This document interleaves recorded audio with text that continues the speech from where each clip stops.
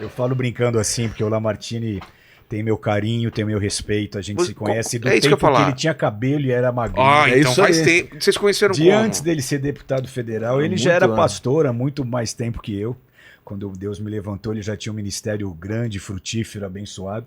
E a gente se conheceu no meio cristão, né?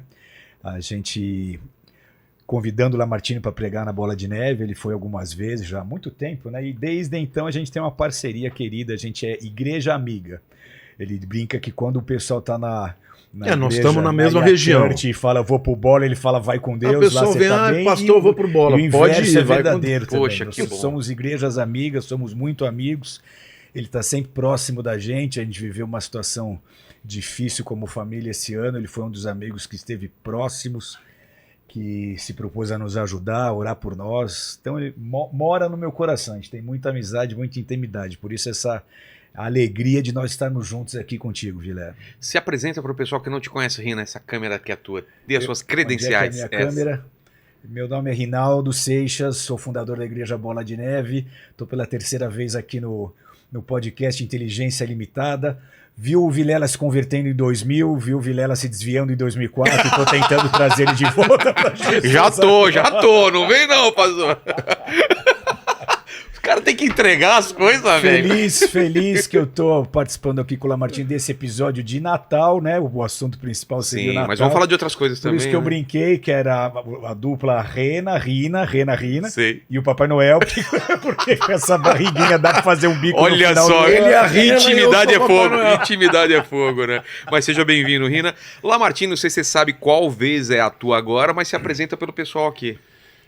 Bom, eu sou pastor Lamartine Pozella, pastor fundador também da IA Church, antigamente Batista Palavra Viva. Tenho 62 anos, acho que é a 7ª, 8ª vez que Por eu tô aí, aqui. né? Já virei sócio. Você né? e o Sacani são os que mais vêm aqui, né? E é uma alegria também ter um carinho muito grande pelo Rina, pela família toda, pelo Vilela, que virou um amigo, Verdade. né? Amigo assim já de dividir a vida, né? Compartilhar os sonhos. E quero agradecer essa audiência espetacular, porque tenho também trabalhado muito nas mídias sociais, tenho um canal relevante no YouTube, no Instagram, mas aqui foi muito importante para o meu crescimento para fora do público não cristão, né? Para fora do público cristão. Então, toda vez que o Vilela me chama, eu venho com alegria, porque os resultados... A gente chega no pessoal que eu tô nem chegando tava naquele esperando. momento que você anda na rua, eu não posso mais ir num shopping É sem que mesmo? alguém me reconheça. Que Você legal. sabe que é isso assim Ah, com você sim, também. sim. Só que o pessoal chega para mim e fala, pastor, Deus mudou minha vida através da tua palavra. Olha, te conheci no Vilela, Poxa. então quero agradecer todo mundo pelo carinho que tem. De vez em quando a gente toma umas pancadas também, Ah, né? sim, Porque faz parte. faz parte. É um prazer estar aqui com vocês. O Vilela é super famoso, levei o Vilela pra surfar, até o salva-vidas que tira foto com ele. Verdade. Conta a tua experiência surfando depois de alguns anos, como é que Mas foi? foi um surf Falaram que a indoor, tua né? mulher surfou melhor que você, isso é verdade? Pior que foi. Ela, primeira experiência, ela já ficou em pé e já surfou, porque ela é uma piscina de onda. Nunca tinha visto isso, que louco. Você foi lá em... Eu fui e levei ele. É, eu achei muito diferente, eu não Você conseguia... conseguiu ficar em pé na prancha? Consegui lá, fazia tempo, eu tava enferrujado, mas... E cansa, né? Ele não me Nossa, convida cansa para essas demais. coisas, porque sabe que não vai rolar. É, imagina, a Lamartine tentando ficar em pé lá. Eu posso ser um salva-vida, né? Exato. Porque não afunda de jeito nenhum. Você pode ser a boia. Nem se quiser eu consigo afundar. Dupla, vamos falar de Natal então.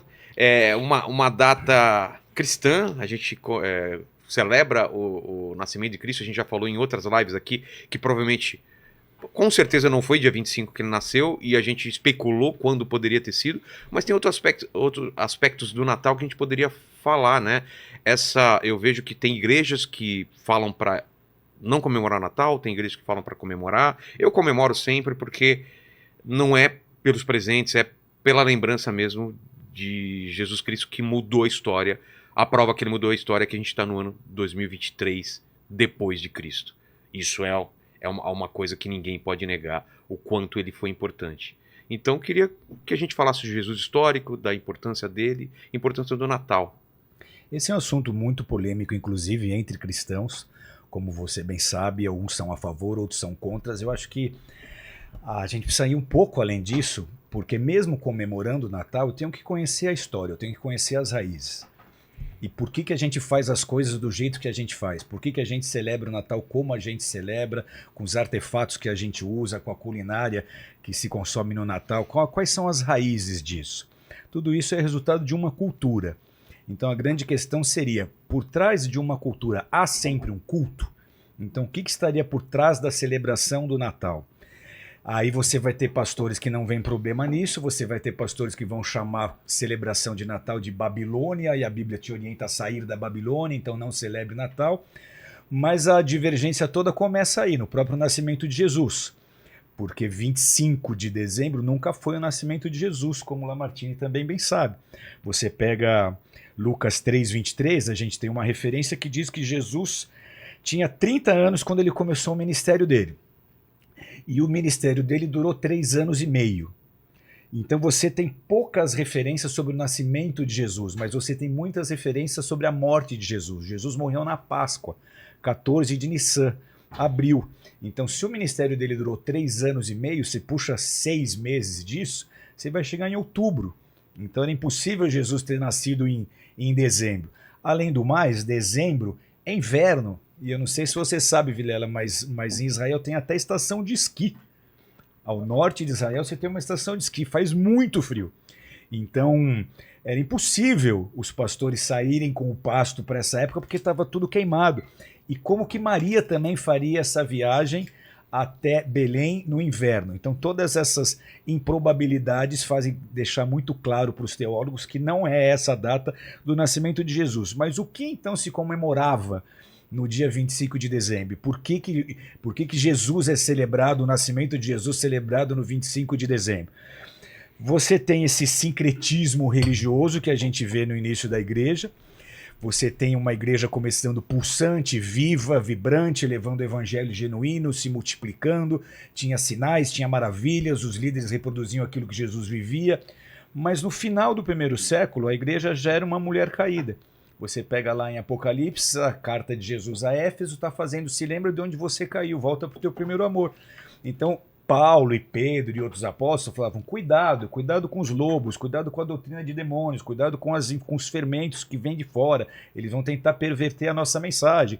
E aí quando esses grandes líderes morrem, a igreja ficou de certa forma vulnerável e esses lobos, esses falsos mestres conseguiram introduzir os seus pensamentos, isso foi pervertendo ou deformando a doutrina cristã de alguma forma, mas lá em 325 depois de Cristo, a gente tem Constantino, imperador romano, e ele decide que o Império Romano teria agora uma nova religião, e essa religião seria o cristianismo. Ele vê o Império Romano ruindo, ele precisava de uma manobra política para manter o Império de pé, e ele decide então que essa manobra seria religiosa. Depois de 10 grandes perseguições, ele sabe que não adianta bater no cristianismo, então vamos usar o cristianismo ao nosso favor. 325, Concílio de Nicéia, ele lidera o Concílio de Nicéia, só que a grande verdade qual é? Ele está trazendo a própria religião dele para dentro da cultura cristã, para dentro da doutrina cristã. Ele era um adorador do sol, ele era adepto do mitraísmo. Mitraísmo era uma religião que apareceu 1400 anos antes de Jesus, mas antes disso a gente tem lá na Babilônia, pode falar o que é? Não, eu tô pedindo para ele colocar a imagem do mitraísmo aí para o pessoal entender o que é. Tem umas imagens do imagens Deus Sol. Ok, maravilha. Tem bastante imagem que a gente trouxe aqui para o pessoal entender. Tem? Ah, então vamos colocando. Tá. Mas aí você tem 1400 anos antes de Jesus, o início do mitraísmo como uma religião organizada, porém a adoração ao sol vem muito antes disso, a adoração ao sol veio lá da Babilônia, quando Nimrod a gente tem então Noé, depois de dilúvio, Cush casa com Semíramis, Cush morre, Nimrod é filho dele, Nimrod casa com Semíramis, ele passa a ser adorado como sol porque ele foi um caçador forte, um líder muito poderoso, ele constrói a Torre de Babel, ele lidera essa rebelião contra Deus, ele funda a Babilônia, que é o berço de toda a idolatria, de todo o ocultismo, ele ressuscita cultos satânicos, cultos luciferianos, e ele passa a ser adorado como sol e Semíramis ser adorado como lua. Então esse é o aspecto masculino e o aspecto feminino de Lúcifer, de Satanás. Então essa adoração é babilônica.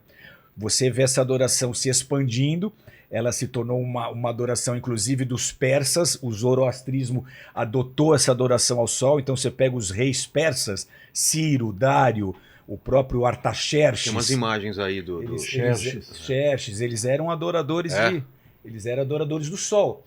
E essa adoração, inclusive, afetou Israel.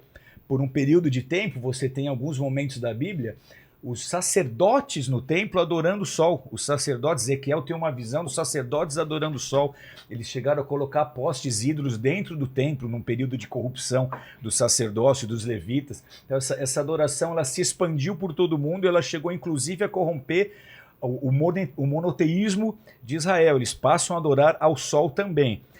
E aí o que a gente vê? Essa adoração previa que no solstício de inverno no hemisfério norte e no solstício de verão no hemisfério sul, se celebraria o nascimento do sol. Então, entre os celtas, você tinha essa cultura que no dia 21 de dezembro, que era o dia mais escuro do ano, que a luz solar durava menos... A noite mais longa. A noite mais longa. O sol tá morrendo... E eles celebravam então esse novo nascimento do sol, era o solstício de inverno. Porque a partir do dia seguinte ele começa a ficar mais curto até que chega no auge no verão. Os dias duram um pouco mais a cada dia, são mais iluminados, então começa a se celebrar aí. A palavra solstício significa isso, é o dia a noite mais longa do ano. Tá. Aí o que a gente vê? Com esse sincretismo religioso, o dia 25 era o dia do Natale do Sol Invicto, do nascimento do Sol Invicto, e daí vem a palavra Natal.